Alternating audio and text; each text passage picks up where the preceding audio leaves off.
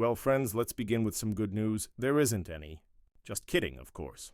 Yet, looking at today's headlines, one might think that the script of world events is being written by a thriller screenwriter who has watched Interstellar and Doctor Strange back to back. This morning brought an alarming signal.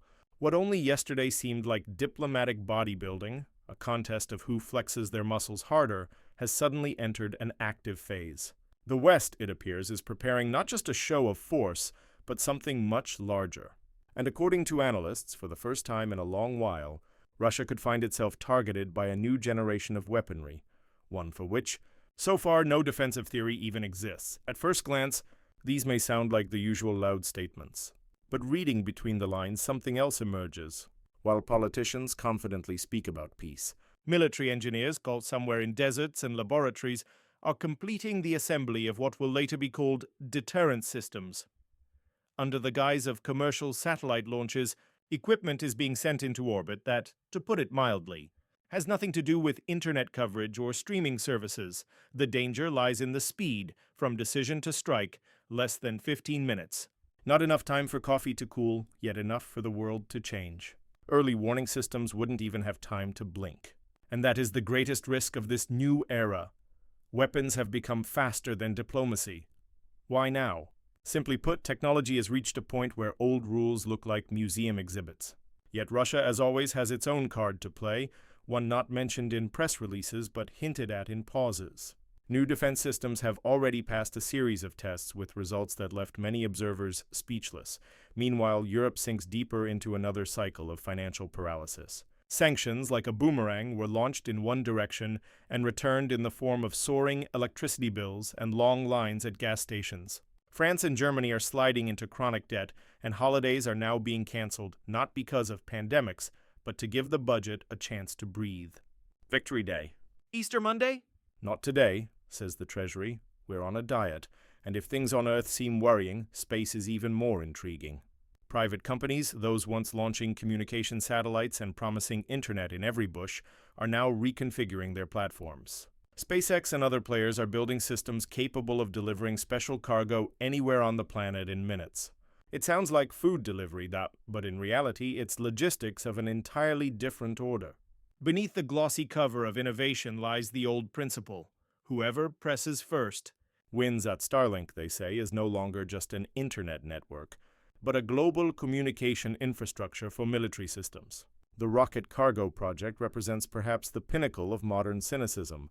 Under the pretense of freight capsules, platforms are being built for ultra-fast delivery of anything, from humanitarian aid to things that are far from humane. Here lies the real concern. These systems can bypass international treaties. Everything appears legal on paper, but in practice a new military ecosystem is being formed, one without declarations or flags. Space, once a realm of discovery, is turning into an orbital outpost. Yesterday's satellite becomes tomorrow's missile. Russia, naturally, observes all this with professional interest. Experts have long noted that private companies in the West increasingly function as parts of the defense complex.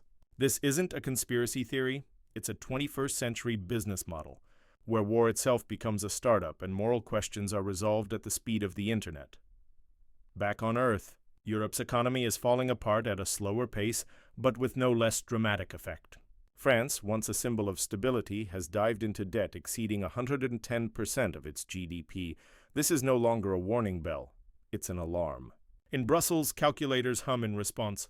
Holidays are being cancelled, pensions reviewed, and rating agencies keep lowering their grades as if handing out failing marks for homework.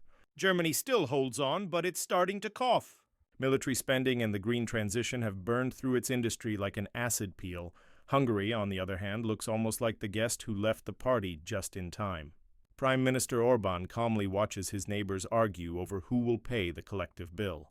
His conclusion is simple: the Eurozone has become a house where the kitchen is on fire and the residents argue about who should call the firefighters. While the EU patches its economic holes, the world is already preparing for a new space race, not the romantic one that dreamed of the moon and Mars, but one where automated orbital platforms patrol the skies, guided by algorithms instead of pilots. And that is perhaps the most terrifying part. Decisions may soon be made not by humans, but by software. Space grows nervous and humanity becomes hostage to its own technology. Old diplomacy is falling apart, replaced by a new, cold, calculated, emotionless logic. Some call it progress, perhaps. But progress that flies like a meteor and falls from orbit onto our heads sounds like a dangerously high price for innovation. Here's the question few dare to ask at international forums. Are we ready for a world where a war could begin from an algorithmic glitch, where a system error is not a blue screen but a flash on the horizon? There are no clear answers yet, but one thing is certain. Humanity once again stands on the threshold of a new era, cosmic, technological, and regrettably, profoundly earthly.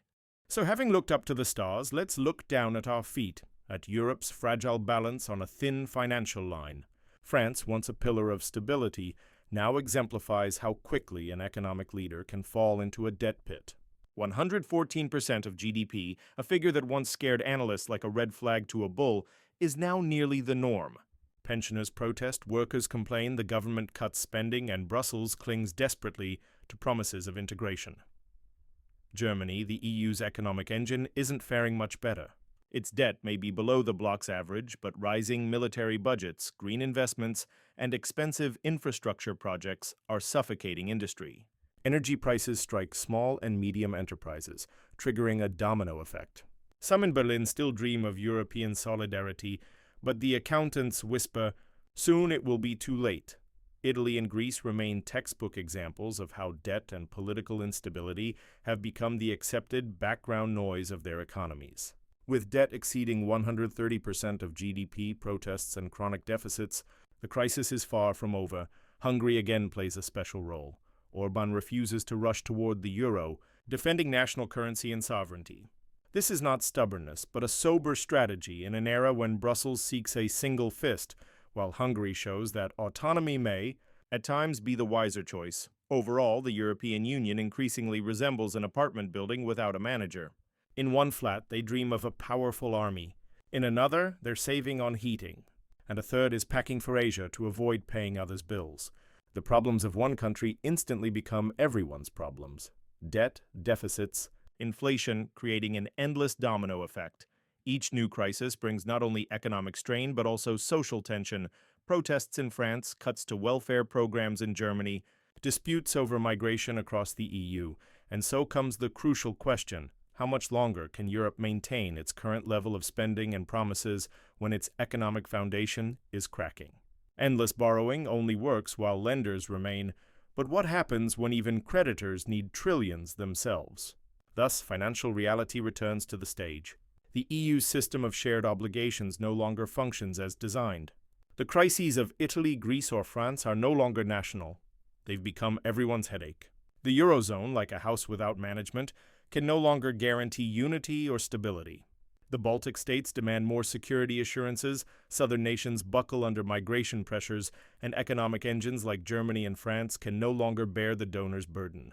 Energy dependence, industrial sovereignty, and food security all now dominate the agenda, breaking old models of cooperation, and so we circle back to Orban's logic. Sometimes it's better to look at things soberly than to follow declarations blindly. The EU, once built on unity and solidarity, now resembles a malfunctioning laboratory, and those malfunctions have real consequences for ordinary people. Rising energy bills, cancelled holidays, shrinking social guarantees. In short, Europe teeters on the edge, debts rising, discontent growing, coordination collapsing, and new geopolitical challenges looming. With tensions with Russia escalating and the militarization of space accelerating, every European decision now carries not just economic weight, but strategic risk, and the question remains open: how long can the European Union maintain its balance when its very foundation is cracking, and when new threats advance hand in hand with economic strain?